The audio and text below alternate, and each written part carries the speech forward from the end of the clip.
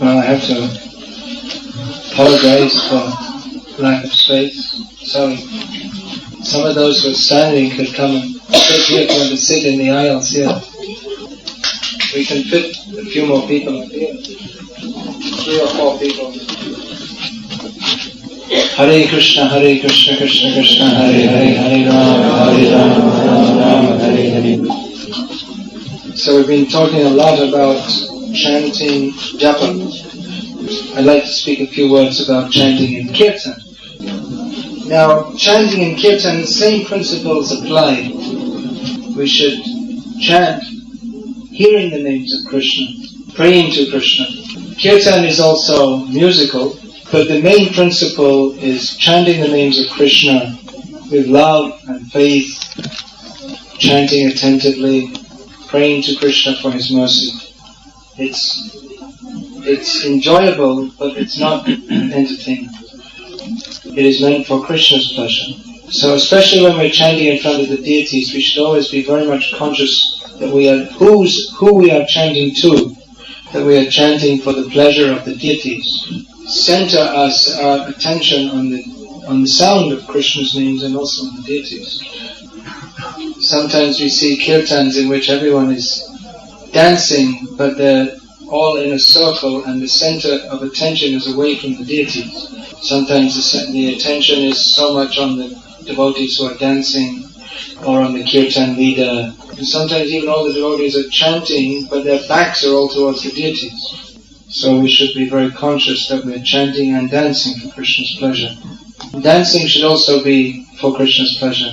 We see the Gaunitai deities, they're dancing with their arms raised. They're very gracefully dancing for Krishna's pleasure. So our dancing should be like that. Not very much wild or overly athletic. Prabhupada encouraged, he liked to see his disciples dancing enthusiastically. Sometimes he would just caution them that you should dance in the way that Lord Chaitanya danced. So the basic principle is that we're chanting and dancing for Krishna's pleasure. And we should bear that in mind. So that's just finishing. Not finishing, but we'll finish our presentation then on chanting. Now, the 2 most important principles in Krishna Bhakti sadhana are chanting, and even before that actually comes hearing. Actually, hearing even comes before chanting in the order Shravanam Kirtanam. Unless we hear, we won't know what to chant or what we're chanting.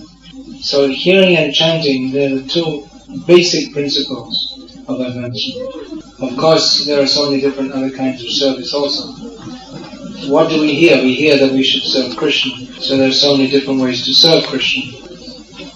But even that service to Krishna that we are doing, that should be accompanied as much as possible by hearing and chanting. Even deity worship, there are so many mantras which is simply chanting about Krishna. If we're cooking in the kitchen or washing the pots, we can listen to different cassettes of Krishna Kirtan lectures. When we go out to preach to others or distributing books, we are glorifying Krishna. So Shravanam and Kirtan, these 2 things go together. Either one person glorifies Krishna and others listen, as just now I'm speaking and you're hearing. Or we ourselves chant and hear ourselves, just as in japa. So these principles of hearing and chanting, they are formally arranged within the sadhana program Srila Prabhupada has given us. Specifically, every day in our temples we have classes on Srimad Bhagavatam and Bhagavad Gita. So this principle of sitting and hearing the philosophy of Krishna consciousness is very basic to Krishna consciousness. Our whole movement is based on philosophy. Srila Prabhupada said that books are the basis. That means that the philosophy in the books, that is the basis of our Krishna consciousness movement. Our movement there's chanting, dancing, feasting, but our movement is also highly philosophical. This distinguishes the Krishna consciousness movement from so many other religious movements. There are many distinguishing features, such as the purity of our principles. That's also a distinguishing feature. Once, Prabhupada, you'll find this in the Science of Self-Realization, one incident, in which Prabhupada was asked, well, what's the difference between your movement and other religions? So Prabhupada said, our movement is not an ordinary religion. It is a systematic education in theological understanding. Prabhupada would say that any religious person will agree that God is great, but they do not understand how God is great. So that is the difference between the Krishna conscious movement and other religious processes, other theological systems. They believe in God, but they don't really know who they believe in. They don't even know His name. Jesus taught, our Father who, do you know this? Our Father who art in heaven, hallowed be thy name. Maybe you're all brought up in atheistic Russia, you don't know. You all know this?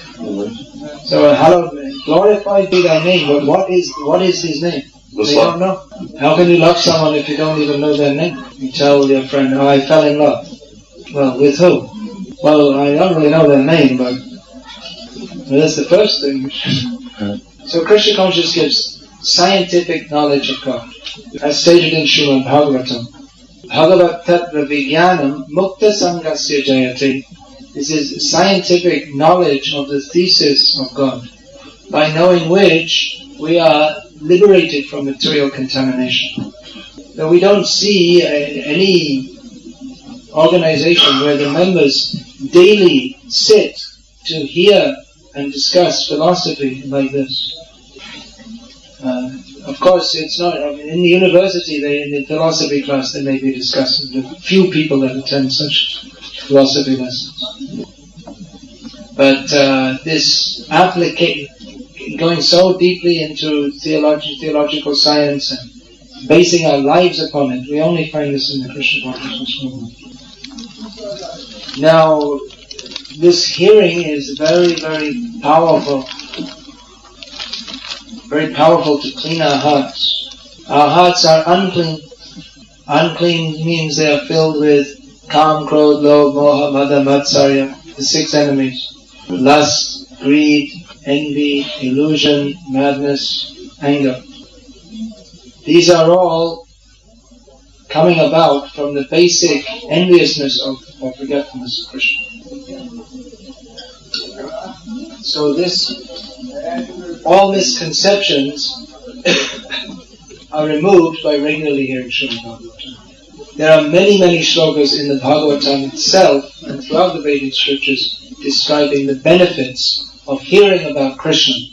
Can anyone tell us one of these verses? And many such verses. Anyone? Anyone? Put your hand up. Okay, say it. Say it loudly.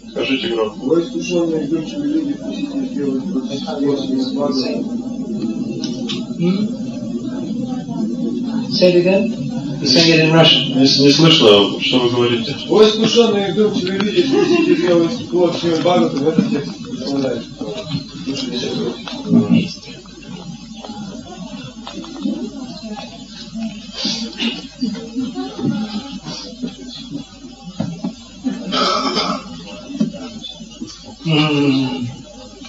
Muhuraho rasika bhuvibhavaka.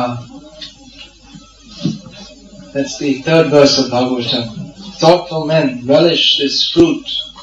Nidamakalpatura galitam valam shukamakadamrita dravasamyutam. Pivata bhagavatam rasamavayam muhuraho rasika bhuvibhavaka. This verse states that the Srimad Bhagavatam is the ripened fruit of the desire tree of Vedic knowledge. And it is a book of rasa, or spiritual nectar. Became more nectarine by being spoken by Suharevo Goswami. Therefore, O thoughtful men, you should relish this nectar. Pivata Bhagavatam, drink Pivata Bhagavatam Rasam, drink the nectar of Srimad Bhagavatam through your ears. Some other verses? Please.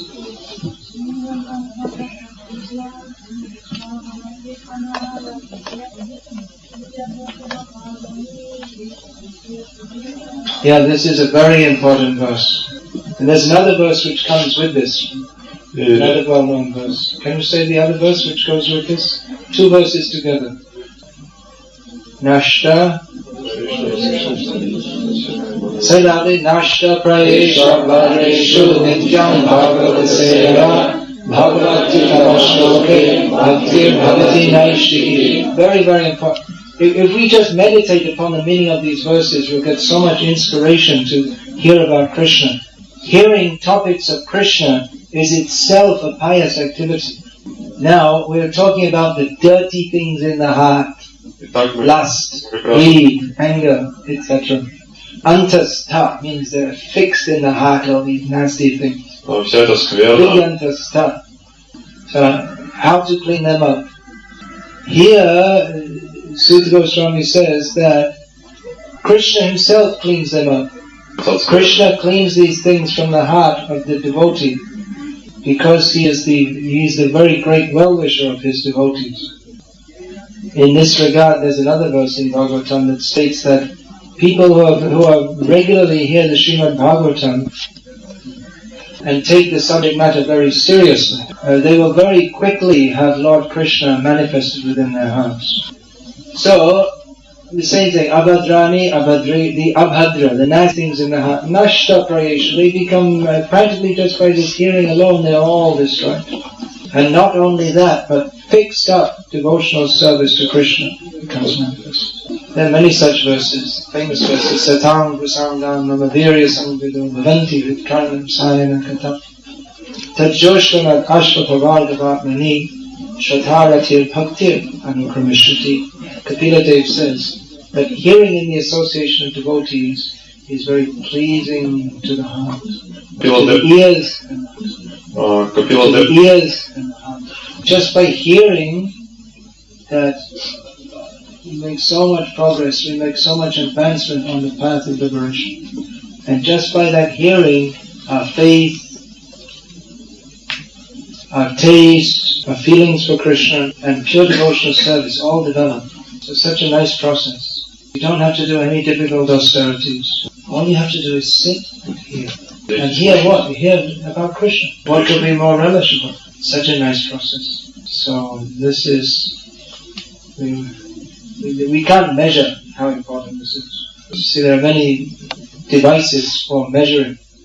You have a speedometer to measure the speed your car is traveling at. You have a ruler to measure the length of a piece of paper. You have a hygrometer to measure the specific density of water. But you can't measure how important hearing Srimad Bhagavatam is. It's unlimited. So we're talking about making habits in our lives. So the first habit of a highly successful person is to rise early in the morning, chant the holy names, take bath, attend Mangal Arati, go on chanting very attentively the holy names of Krishna, attend Srimad Bhagavatam class. Try to get our minds absorbed in this philosophy. Otherwise, if you see there may be many devotees who they're not living in an ISKCON center, they're living at home. But the hearing process must go on. Hearing is essential. There's no spiritual advancement without proper hearing. Prabhupada said, I was able to preach Krishna consciousness nicely all over the world because I heard nicely from my spiritual master. And this was the specific point that Bhakti-Siddhanta Saraswati Thakur noted in his disciple, Abhay Charanaravinda, that he hears nicely. So to be a good devotee or an advancing devotee means you have to hear nicely. Hearing nicely means to be alert. To be alert, that means listening very carefully. We have a tendency to fall asleep, but we should try to overcome this by standing up if necessary, so that we can take advantage of hearing about Krishna, so that gradually all our misconceptions can be driven out. So we may ask that well, how is it? You just sit and listen to a class. Does it really make that much difference? Но мы можем спросить, а что такого примечательного просто сидеть и слушать лекцию? Yes, of course. Krishna consciousness is a science. If you follow it, you'll get the results. So we all have to learn the philosophy, how to apply that philosophy in our lives, and we have to understand clearly what our ultimate goal is.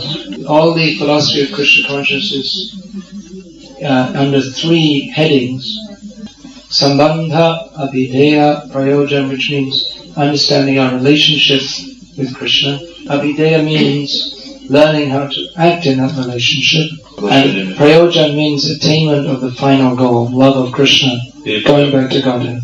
So we have to regularly hear these topics because our mind works in a different way. We have to hear about Krishna, how he's the supreme controller and enjoyer. And why he's the supreme controller and enjoyer. Because due to the influence of Maya, although it's absolutely absurd, we are thinking, I am the supreme controller and enjoyer. You see, if someone's walking here and we come up to them and say, what's your name? And they say, my name is Boris Yeltsin. Well, unless he actually is Boris Yeltsin, we'll say, this guy is crazy. He wants to think he's like that because actually he's insignificant. So he likes to think, I'm very important and powerful, but he's not. He's just some idiot, fool. So Boris Yeltsin is like this and he's like this, but he's imagining I'm like this. So, in the same way, if we think, I am the enjoyer, I am the controller, we're actually thinking I'm God. Now, even if you think you're Boris Yeltsin, you're crazy, so what to speak if you think you're God, who is unlimitedly more powerful than millions of Boris Yeltsins.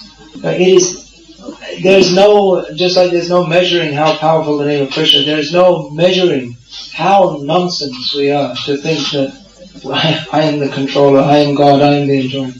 But actually it's an axiomatic fact, we're not God, Krishna is God. But we are so foolish, nonsense, rascal, murhas, that we're thinking, actually I am God. So we have to hear it scientifically explained regularly. Unless we regularly hear that Krishna is God, you are not God, then we're thinking, actually I am God. We're in a very, very diseased condition in which we are thinking this material world is something for me to enjoy. It's madness. But the cure for this madness is to hear from the psychiatrist, supreme psychiatrist, Krishna. The Bhagavad Gita, that is the basic text of our Krishna conscious movement, in which Krishna explains how we're not these bodies, we are his eternal servants, and how to practically apply that understanding in our lives. How to act in this world without becoming attached to it. How to act in this world offering all our activities to Krishna. How to practically do that. Krishna gives the basic outline. He also says that you have to approach a guru. Because just like Krishna was the guru to Arjuna. So Krishna, he directed Arjuna how Arjuna should practically apply the philosophy in his life, in Arjuna's life. But exactly how us as individuals should apply in our own individual circumstances, that we have to take direction from Guru, who is the representative of Krishna. But we have to regularly hear and understand the philosophy of Gita so that we can so that we can understand what the Guru is telling us. So Gita is our basic book, and the same message of Gita is given in expanded form in Srimad Bhagavatam. The Vaishnavas, especially Chaitanya Mahaprabhu, has given much emphasis on hearing Srimad Bhagavatam, which is the literary incarnation of Krishna. Srila Prabhupada writes within the purports to Srimad Bhagavatam that by reading this book, by studying this book, we can get the same benefit as if we are standing in front of Krishna face to face. And he writes that one who studies Srimad Bhagavatam seriously, they can see Krishna in every page. So hearing and reading is an extension of the hearing process. Apart from hearing in the class, we have to study Srila Prabhupada's books. In our movement, there are now many books being published, which was Srila Prabhupada's desire, that devotees go on glorifying Krishna by writing books. But the basic and most important books of our movement are Srila Prabhupada's books. All members of this movement should regularly study Srila Prabhupada's books. It should not be optional or occasional, daily activity. If you can study 2 hours or more a day, that's very nice. If you can study at least 1 hour a day, that's at least a day should not. At least we should have this habit that, however busy we may be, there should not be a day in which we do not at least once open Prabhupada's books and read them. But the best thing is to set some time aside every day and read. We all have many important things to do.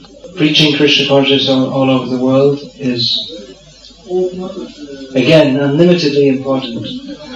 But just as important as preaching is studying Prabhupada's books and hearing from them to get strength and conviction and the clear understanding by which our own spiritual lives can progress very nicely and by which we can convince others also.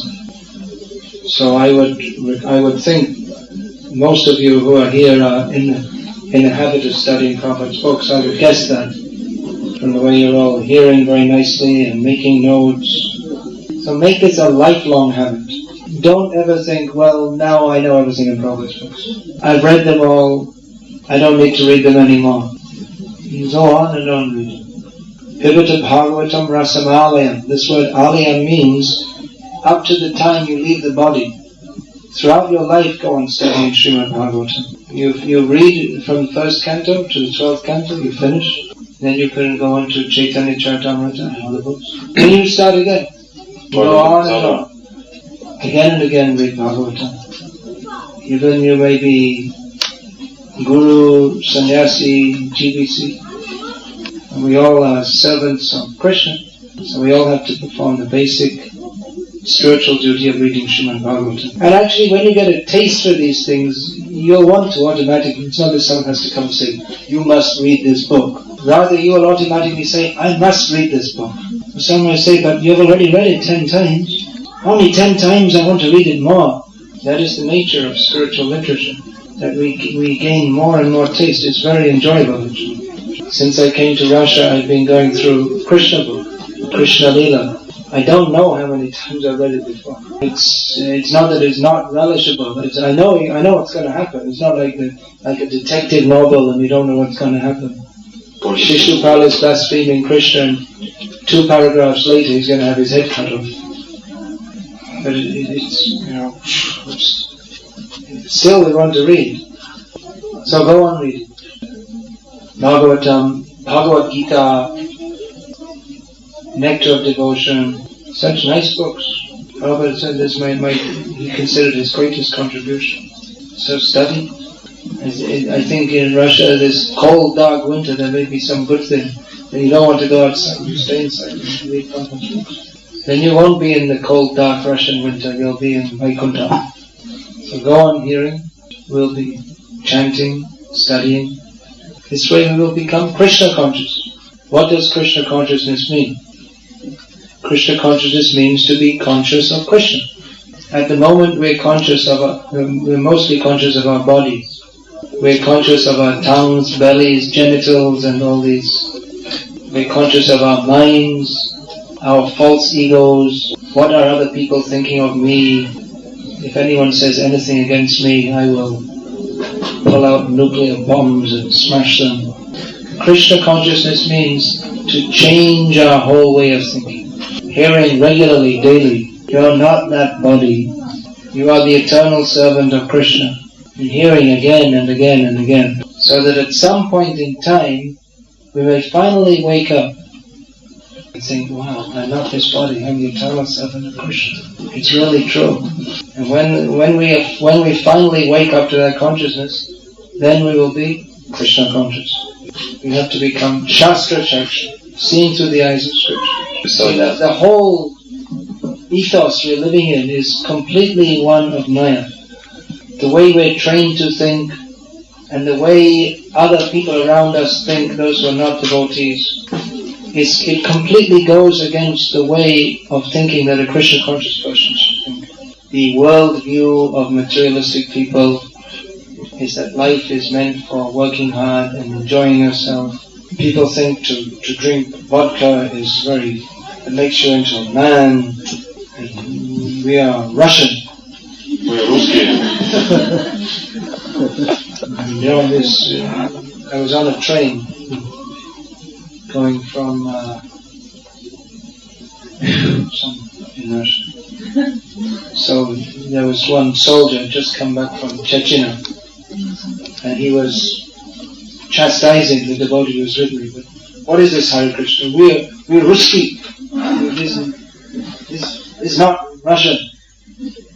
He was putting butter on his bread with his knife. He had this knife. He was describing to his friend how, you see, with this knife I cut so many people's throats, and even when they were alive I was cutting off their ears and putting the knife in their eyes. And his friend was going, "Da." He was thinking, this is very nice. And he's saying, this Hare Krishna, this is very bad. So of course not everyone is so demoniac.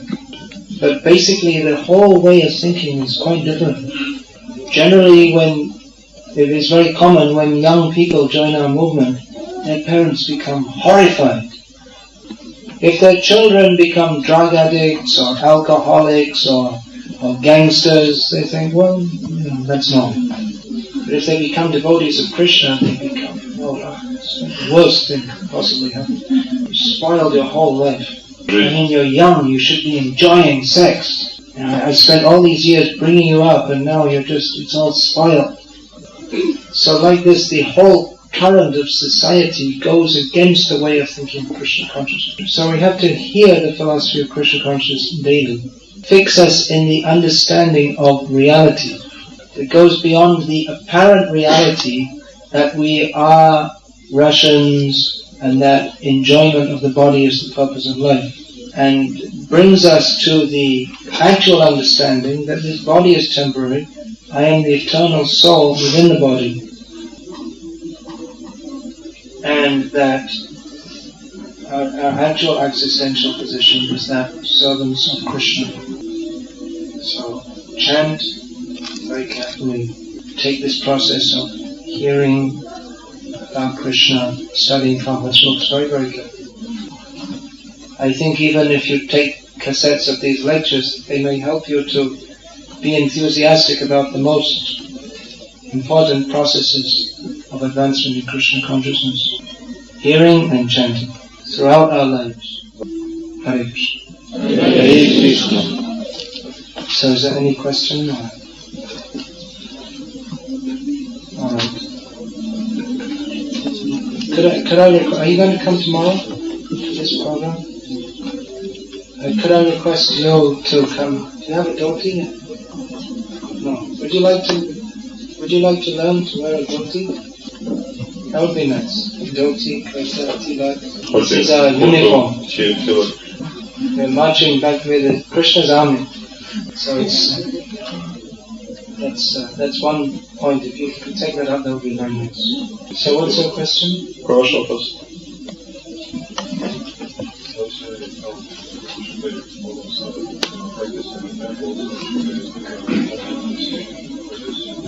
Those who are living at home or in non-temple situations, they should, as much as possible, follow sadhana as strictly as those living in temples. In fact, I see many householder devotees living at home who follow sadhana even more strictly than those who are living in temples. I discussed about this briefly yesterday. Those living at home, they may have to make some adjustments if they have to go to work at 6 o'clock in the morning or something like this. But the basic principle of following sadhana should be there, even if it has to be adjusted somewhat. Actually, I was planning on doing a seminar on Vaishnava etiquette covering all these points. It's another big important subject.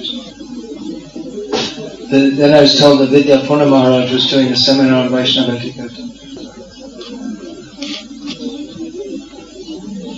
Both men and women should dance for the pleasure of Krishna.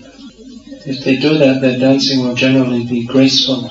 It may be in some cases that men are overly conscious of the women devotees in the temple and they dance with that in mind sometimes, and vice versa. Иногда, то есть,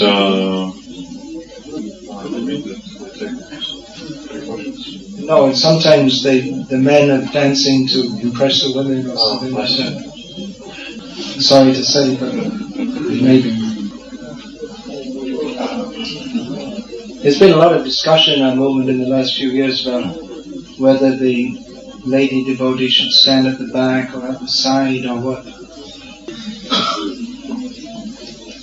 In the Vedic culture, women, they're generally very shy. And although you'll find they'll have their own bhajan groups and then they'll dance like anything when men are not present. This is a cultural question because we're bringing the Vedic culture into the Western countries which have different values. My personal feeling is that we should stick as closely as, or we should move towards the Vedic culture that we find practiced in India.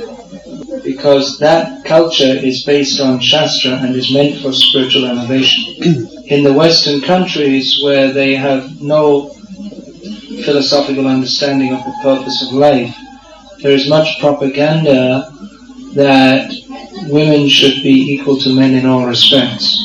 In Krishna conscious understanding, we understand that not only women and men, but all living beings are equal in that they're all servants of Krishna.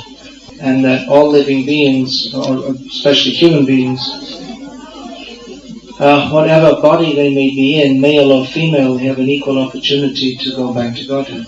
But socially, they have different roles.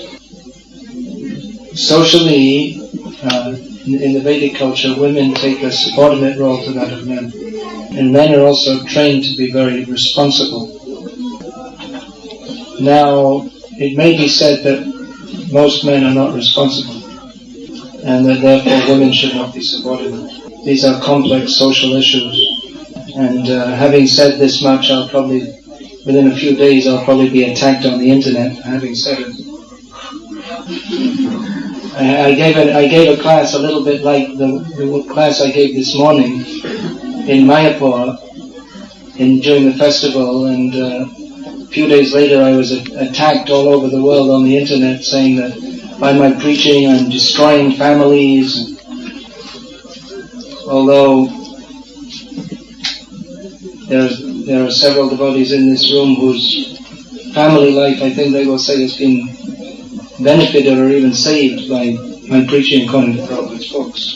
It's certainly a complex social issue how to implement the Vedic culture in a world which is so far away from that civilization. Certainly we should look towards the ways and means of doing that. Of course, the original question is whether women should dance in front of the men. I would suggest that they exhibit caution in that regard. It's an ongoing discussion in our society. But that's my position anyway. By reading Prabhupada's books regularly, I see that Prabhupada has repeatedly emphasized this point. That women's role is to be chaste, shy, submissive, obviously. It doesn't mean that they can't preach Krishna consciousness. It doesn't mean that they can't become first-class devotees of Krishna. Rather, we encourage them to do all these things. It's just a matter of understanding the social role based on the understanding that as long as we are conditioned that man is like butter and woman is like fire. So in the Vedic culture, a very great caution is taken so that the butter doesn't melt in the fire. So any other question? Еще вопросы? Any written questions? Oh, written questions. I can read one.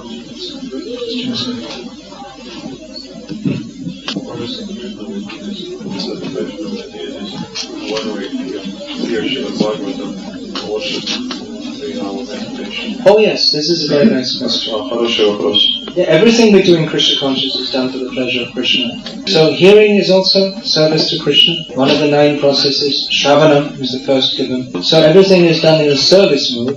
We hear with the attitude that now I am hearing about Krishna as a service to Krishna, so that I can become purified and Krishna conscious and serve Krishna better. It's a very nice question.